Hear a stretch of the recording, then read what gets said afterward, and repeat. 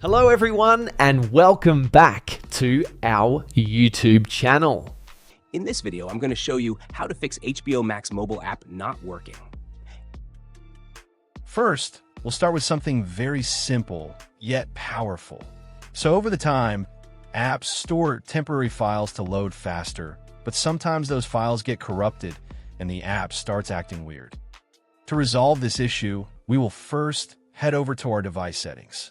From here, scroll down and tap on General. Once you're in the General Settings tab, look for iPhone Storage option and tap on it.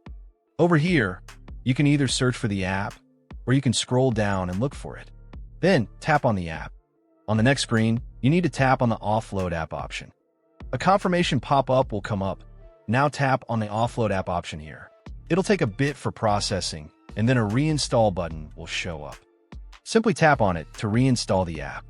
This should resolve the issue, but if it doesn't, then you need to check if the app is running an older version. Head over to App Store. From here, double tap on this search icon in the bottom right corner, and then search for the app. Once the app comes up in the search result, and if you see this update button right next to the app, simply tap on it to make sure you're running the latest version of the app. However, if you continue to encounter this issue, then you will need to completely reinstall the app, which usually resolves the problem. Head over to this screen the way we did before. And over here, tap on the Delete App option here to uninstall the app from your device. A confirmation pop-up will come up.